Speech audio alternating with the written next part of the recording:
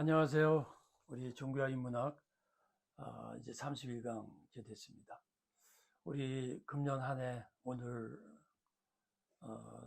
31일 마지막 주일 마지막 이제 금년 날인데요. 우리 시청자 우리 유튜브 여러분 새해에 또 하나님의 은총과 또 삶의 보람과 의미가 깊은 일이 금년보다 많아지기를 축복합니다. 오늘은 이제 제가 그동안 신학의 위기도 했고 도덕의 위기도 했고 오늘은 이제 문화의 위기, 이전에 뭐 간단하게 했는데 그걸 조금 이제 하는데, 오늘은 제목을 포스트 모더니즘 시대 속에서의 포스트 기독교의 역할, 이렇게 한번 해서 이것도 한 두 번에 나눠서 해보도록 하겠습니다. 우리 소위 포스트 종교 시대라는 말을 많이 합니다. 이제는 포스트 종교 시대에서 젊은이들의 유행어가 뭐냐면 SBNR이란 말이 있으면은 Spiritual but not religious. 그러니까 영적이지만 종교적이지 않은, 사실 영적인 게 종교적인 건데 여기서 말하는 종교적이 아니라는 의미는 기존 종교에 대한 진부함이라든가 실망을 포함하는 거죠. SBNA, Spiritual but not affiliated. affiliated이 뭡니까? 어떤 기관에 속하 있지 않은. 이게 포스트 종교 시대 속에서의 젊은 육반이 아니라 이게 유럽에서의 유행어라는 거예요. 여러분은 어떻게 생각하십니까? 아마 많은 부분 공감하실 겁니다. 자, 이전에도 말씀드렸지만 성경은 인간의 영적 본능을 말합니다. 하나님이 모든 것을 지으시되 또 사람들에게는 영혼을 사모하는 마음을 주셨느니라. 이제 이미 설명드렸지만 영혼을 사모하는 마음이라는 것은, 그 영혼이라는 것은 하나님도 대표할 수 있고요. 말 그대로 eternal, 아니면 이 세상이 아닌 뭔가 영적 초월적인 이런 것을 사모함을 주셨다. 근데 하나님이 주신 거는 안 없어집니다. 그걸 세상 용어로 말하면 본성, 본능, 이렇게 우리가 표현할 수 있겠죠. 이건 농담이 아니고요. 미국에서 가장 큰 동창회가 종교 졸업 동창회라는 데가 있습니다. 뭐 다 비슷한 얘기죠. 무종교인, 탈종교와. 근데 여기서 말하는 종교는 요전에 잠깐 전에 말한 대로 인간의 어떤 종교 본능이 없다라는 의미는 아니죠. 말 그대로 기관, 아니 이 기성교에 대한 실망, 그럼에도 영성에 대한 갈망에서 나온 거 아닐까. 그래서 이 포스트 종교 시대의 흐름은 제가 이렇게 순서를 해봤어요. 기성종교. 근데 오해는 하지 마십시오. 현재 기성교가 다 나쁘고 다 악하다, 그런 의미는 아니고 대체로 이렇다라는 거죠. 현세적이고 물질적이고 ABC 종교라 이전에 말했죠. A 뭐요? 교회 교인 숫자 어텐던스, B 빌딩 건물 사이즈, C 캐시 헌금. 이게 이제 소위 이 교회를 이제 바라보고 교회를 평가를 이렇게 하면 안 되는데 많이 세속화됐다는 걸 이렇게 표현하는 거죠. 탈종교화, 이건 뭐냐면 전통 교류에 무관심해요. 이제는 조금 아까 말한 유럽 젊은이들의 말같이 spiritual but not religious, 이 의미죠.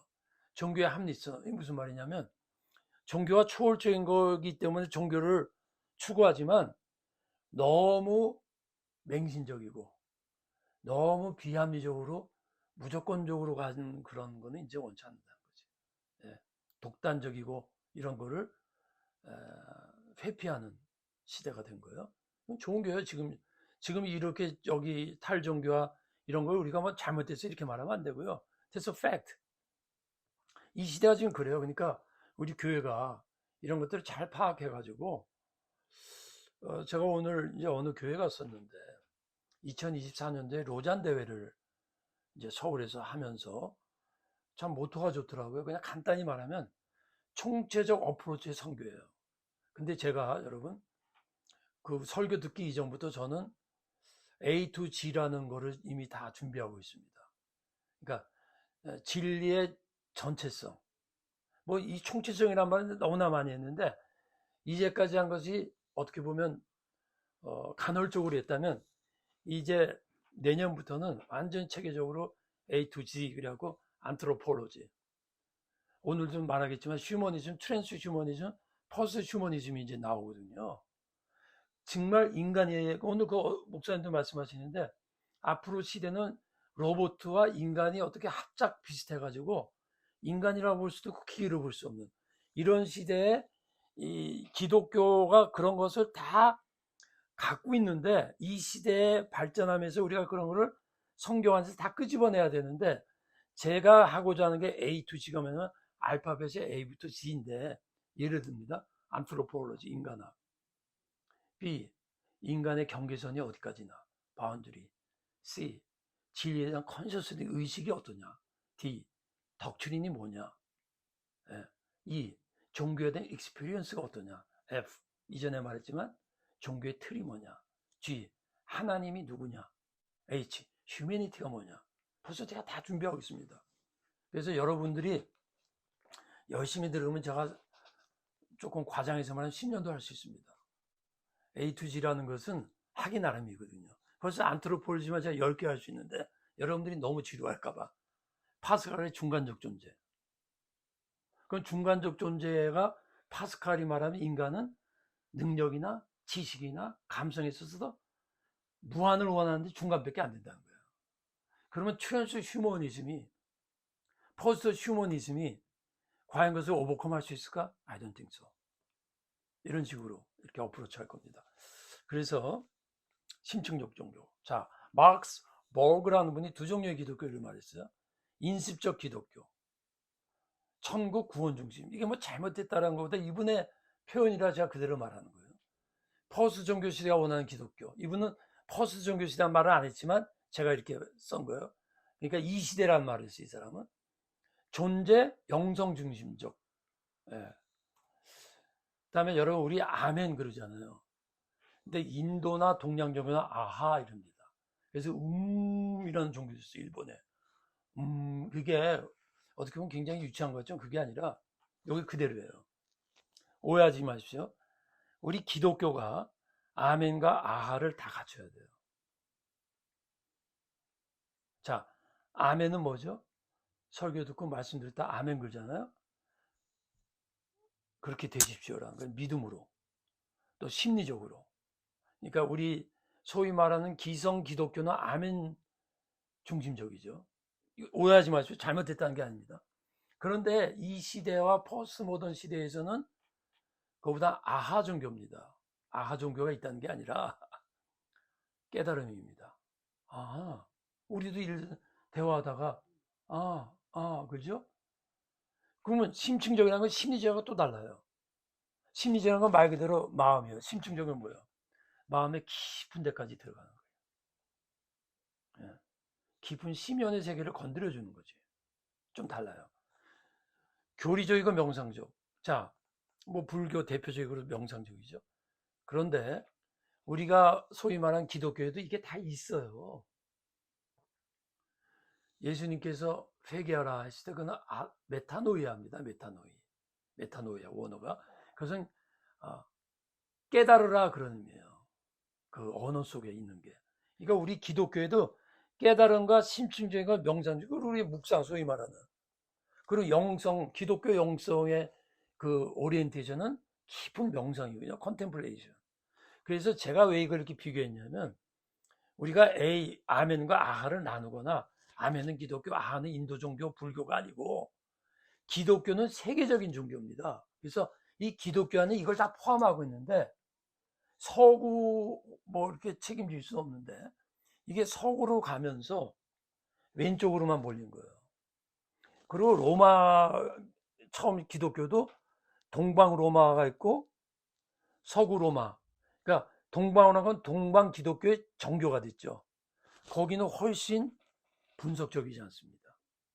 훨씬 동양적인 게 맞습니다. 그 정도만 해놓고.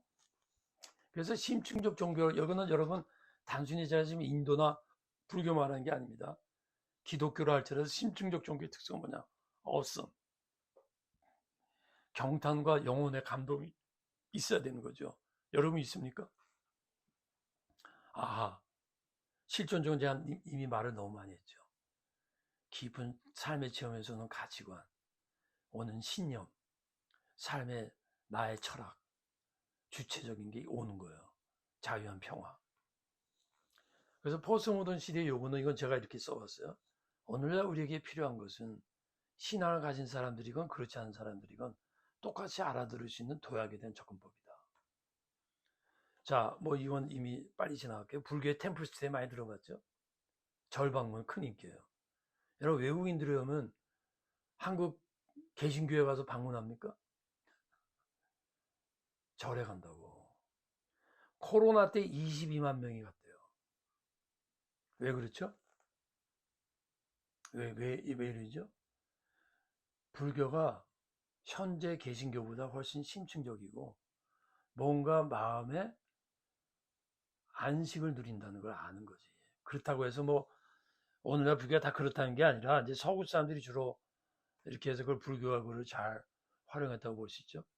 그래서 포스트 시대의 종교적 특성, 종교의 양극화, 종교다원주의 뭐 다 한 얘기예요. 진리 이분화, 탈종교, 종교혼합주의 영성. 여러분, 종교 양극화가 뭡니까? 다음 강의 때 나오는 진리의 이분화된 거고요. 다원주의는 다 아시고, 진리의 이분화, 탈종교, 종교혼합주의, 뉴에이지 같은 거예요. 우리 문화는 어떻습니까? 다원주의적 가치관이죠. 인권 개인의 절대주의입니다.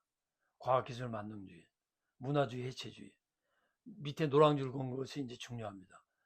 조금 전에 말씀드린 퍼스트 휴머니즘과 퍼스트 트랜스 휴머니즘. 이게 과학과 휴먼을 합쳐가는 시대에 이제 도달한 거예요. AI, 인공이 다 여기 포스트 휴머니즘 뭐냐면 인간의 본성의 기술적 발전이나 진화적 과정을 통해서 변형, 초월이란 말이 들어가잖아요. 단순히 과학 기술만이 아니라 또는 제거될 수 있다는 생각으로 이러한 믿음이 반영된 예술적, 과학적, 철학적 실천으로 정의하고 있어요. 옥스퍼드 사전에서. 기술적 발전이나 진화적 과정을 통해서, 여기서 말하는 진화라는 게 어떤 의미인지 제가 뭐 깊이 안 찾아봤기 때문에 그냥 옥스퍼드 사전에 코트한 거예요. 그걸 통해서 변형과 초월 또는 제거될 수 있다는 생각으로 이러한 믿음이 반영된 예술적, 과학적, 이게 이 시대의 포스트 휴머니즘. 자, 로봇과 인공지능과 같은 인간과 생태계의 상호관계를 넘어서는 기술을 포함한 소위 제4차 산업혁명이라고 부르기도 하는 다양한 방식의 인간과 기계, 기술의 관계를 통한 초연결의 생태계의 의미예요. 네, 오늘 그 목사님이 말씀한 거예요. 로봇과 인간이 그런 시대가 분명히 올 거다. 네. 포스트 휴먼, 이러한 포스트 휴먼 시대에는 미래의 기술과 연관지어 새로운 인간 존재와 사회적 책임의 정립을 강하게 요구받고 있다는 거예요. 소위 신인류로 불리는 포스트 휴먼은 기계 또는 기술과 융합된 번을, 제가 조금 전에 안트로폴로지 이제 내년부터 A to Z 한다고 그랬죠. 그때 조금 더 자세히 다루겠지만 이제는 우리 인간 이해가, 그럼 이런 포스트 휴먼 시대에서 인간을 우리 성경적 관점에서 어떻게 바라볼 것인가, 이런 숙제가 있다는 것만 잠깐 말씀하고요. 포스트 휴먼 뭐 이렇게 이건 시간상 그냥 비싼 얘기이기 때문에 이제 첨단 기술이 인간의 주체적 사회 행동 양식을 바꿔놓을 뿐만 아니라 인간 이해에 대한 전통적인 개념들의 경계 문제. 그래서 제가 A to Z 할 때요, 안트로폴로지 B가 먼저 하세요. 바운드리예요. 인간의 경계선이 어디까지 넣을 거냐는 거지. 그래서 제가 A to Z를 몇 년 동안 이제 공부했어요. 제가 발굴이라보다 제가 이렇게 한 거예요. 근데 내가 공부가 되면서 자연스럽게 그럼 인간의 한계가 올까 하면서 자연스럽게 바운드리가 나온 거야. 그게 바운드리가, 인간의 한계가, 인간의 한계라는 게 뭐예요? 인간 지식의 한계, 영성의 한계, 지리적인 경계선이 있죠. 성적 경계선인데 요새 무너지죠. 예. 따라서 포스트모더니즘의 다양한 이슈들의 성찰은 한결같이 인간적 감수성을 중요하게 하는 윤리 문제로 귀결된다는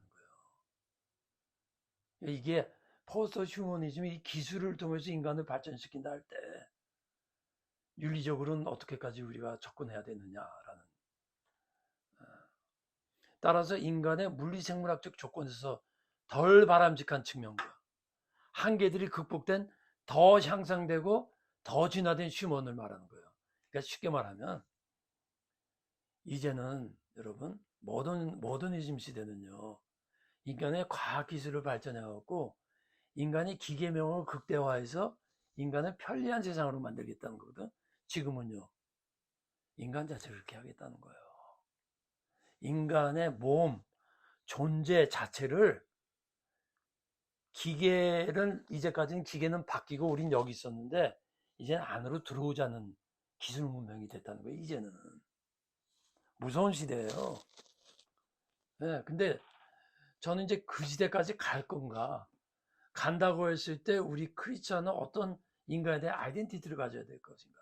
제가 한동대에 있을 때 기독교 정치를 7년을 가르쳤습니다. 제가 그게 보인 거예요. 이런 것들이. 네. 트레지면요, 퍼스면 사실 비슷한 건데요.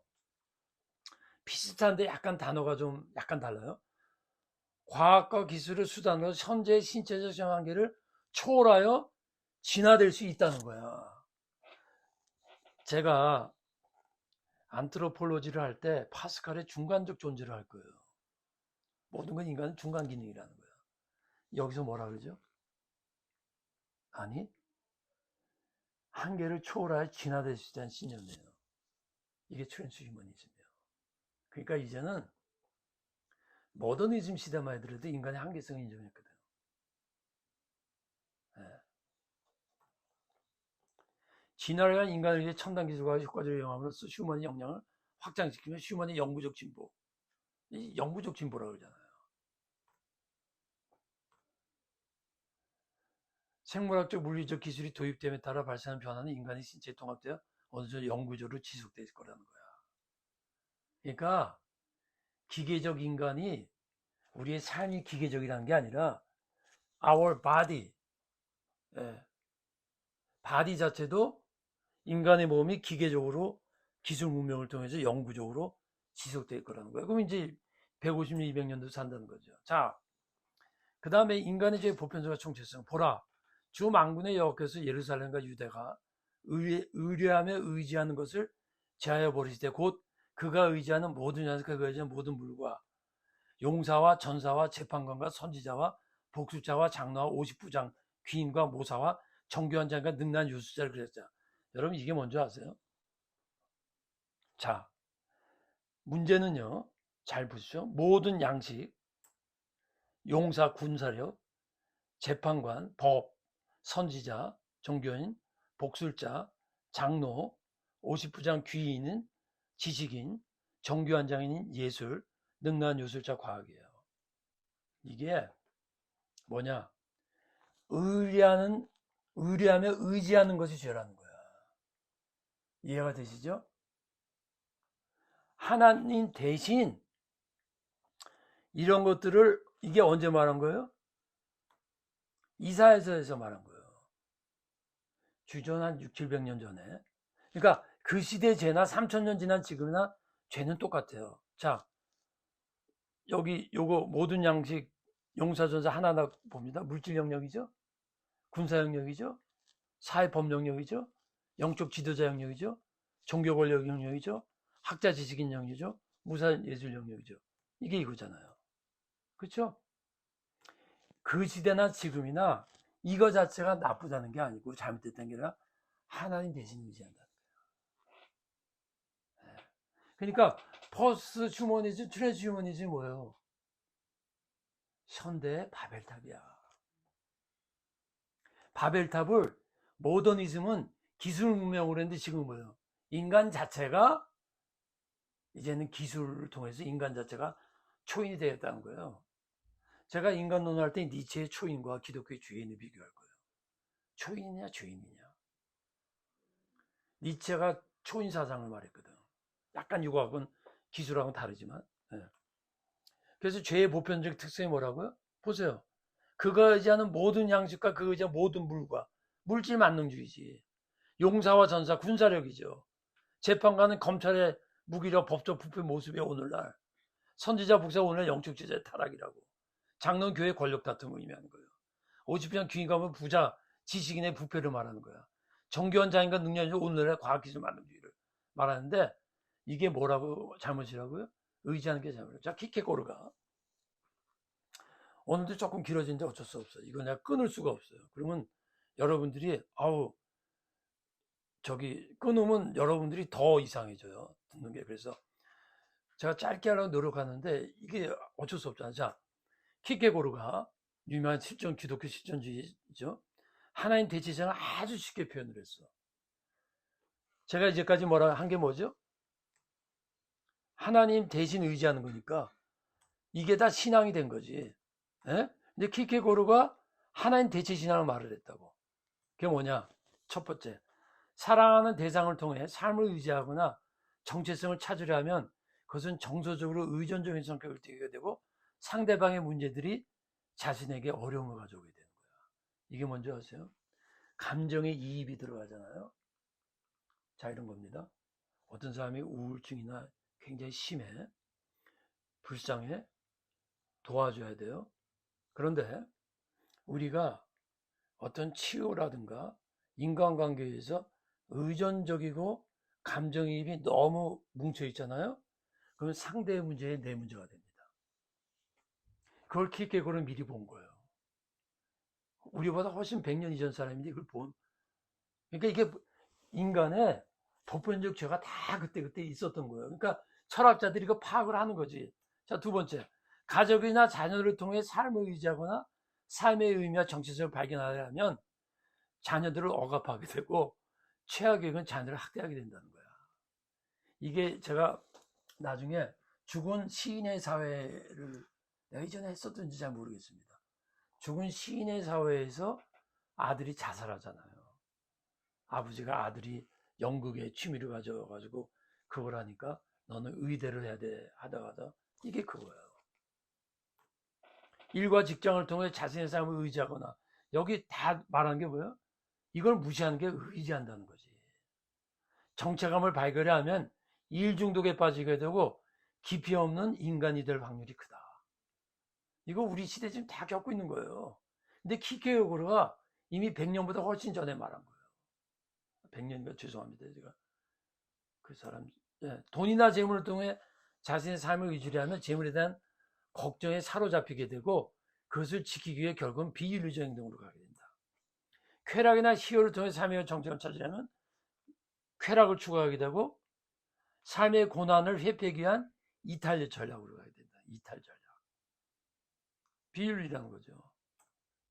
관계나 사회적 인정의 삶의 의미와 정체감을 찾으려면 비판을 받을 때마다 끊임없이 상처받는 거야. 사회적 장애인인데요. 결국은 친구도 잃어버리고 누구와도 마주치려 하는 사회적 장애를 얻게 돼요. 공포장애 이런 거. 이게 키케로가 이미 다 말했어요. 고상한 명분을 통해 삶의 의미와 목적을 삼으면 세상을 선과 악을 단순히 이분법적으로만 보게 되어 자신과 반대편에 속한 사람들을 악에 속한 사람으로 흑백 논리에 빠지게 된다라는 거예요. 독단적인 신앙과 도덕을 가지고 살아가면 스스로 만들어 놓은 윤리 기준대로 살게 되고 그 기준에 맞춰 다른 사람들에 대해서 교만하고 독선적인 생활을 하게 되고 반면에 자신이 만든 잣대 스스로 믿어하게 되면 죄책감이 있다. 이게 뭐냐면 극단적 보수주의 기독교인들이 이런 삶을 많이 살아요. 굉장히 도덕적으로 살라는데 율법주의에 매여 있어. 그리고 자기가 도덕적으로 우월하게 살 만큼 다른 사람을 비판하게 돼 있어요. 그게 예수님 시대의 바리새인들이에요. 여러분, 우리가 윤리적으로 선하게 살수록 다른 사람에 대한 이해가 있지 않으면 그것이 율법주의가 되는 거예요. 이미. 예. 이 키케고르가요 완전하게 표현한 거예요. 그럼 기독교의 과제가 뭐냐? 예. 이 문화적 위협 무엇해야 되느냐? 포스트 트랜지션인적 상황을 바르게 인식해야 된다. 새로운 시대의 기독교의 대안적 가치를 공적으로 도출해야 돼요. 공적으로 도출한다는 게 뭐예요? 혼자 알면 안 돼. 제가 이것도 일종의 공적으로 도출하고자 하는 시도 중에 하나라고 말할 수 있어요. 사회문화적으로 생산적 담론에 참여하여 긍정적 세계관에 대응한다. 해프너가 우리는 신학적으로 되어감의 여정으로 인간을 이해하는 것이 필요하다. 되어감의 여정이라는 거예요. 이 시대를 통해서 신학의 변화의 수용성을 가지라는 거예요. 기술은 단지 인간의 유용성과 인공물 창작일 뿐만이 아니라 인간의 독창적인 전달이자 표현이며 인간 본성의 지체 부분이다. 이게 뭐예요? 트랜스 휴머니즘을 이렇게 표현한 거예요. 그러니까 우리는 트랜스 휴머니즘, 포스트 휴머니즘을 비판할 게 아니라 신학의 그 되어감의 영역으로 들어가서 뭔가 보여. 데이비드 주리스 그래서 이게 결론인데요. 이 수정주의 신학이라는 유명한 말을 했어요. 변하는 현실과의 대화를 통해 그리스도의 신념을 번역하고 재해석하려는 시도 자체가 중요하다. 오늘날 신학은 현재 우리가 살아가고 있는 이 특수한 시대적 맥락에 대한 신학적 해석과 그 상황이 만들어내는 윤리적 물음에 대한 신학적 숙고를 통하여 선을 증진하고 시대학과 고통을 극복하자 하는 실천적 의지와 맞닿아야 된다. 이게 수정신학이에요. 이게 이미 다 말을 수십 년 전에 했어요. 근데 제가 안타까운 것은 우리 교회가 수정주의 신학 조금만 이 신학적 단어가 달라지면요 받아들이려고 하질 않아. 성경에 너희는 이 시대를 본받지 말고 오직 마음을 새롭게 함으로 변화를 받아 하나님의 선하시고 기뻐하시고 온전한지 무엇인지 분별하도록 하라. 자, 이렇게 써봤어요. Christianity, Culture and Century. 수정주의 필요한 이유, 이 시대는 신학의 위기만이 아니라 현대의 세속주의 위기와 계몽주의적 합리성의 유산을 경험하는 시대라는 거야. 그러니까 제 유튜브 제목이 뭐죠? 종교와 인문학이지. 바로 이거예요. 이 사람은 신학적인 용어로 표현한 거고 나는 좀 더 포괄적으로 어프로치 하겠다는 거예요.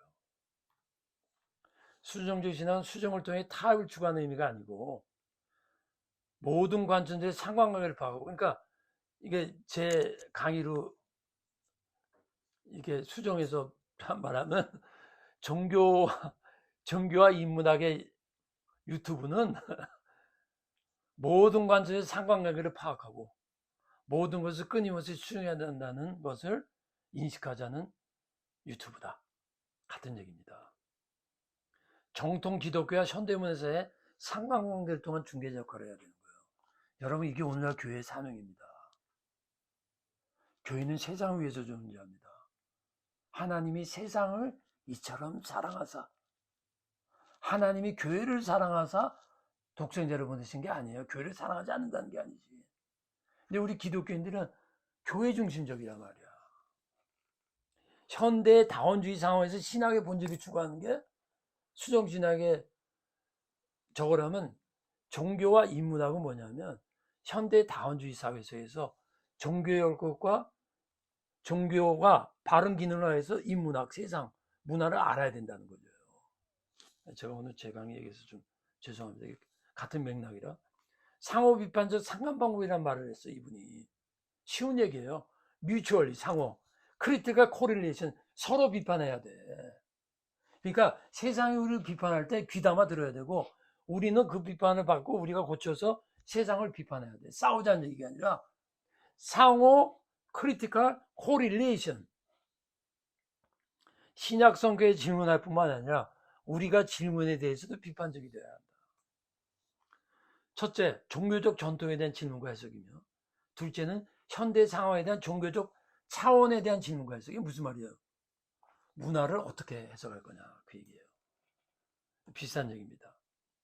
신학이 다원주의 상황과 세속화된 상황에서 수행되어야 한다고 전제하지만 동시에 세속화의 저변을 이루는 허약한 일차원적 합리성의 위기를, 이건 뭐냐면 세상의 상황을 알 때 세속화의 본질을 알아야 된다, 그 얘기예요. 네. 그래서 요까지 제가 딱 30분이 됐습니다. 그래서 교회와 여기 뭐라 나오죠? 사회와 대학과 교회잖아요. 네, 감사합니다.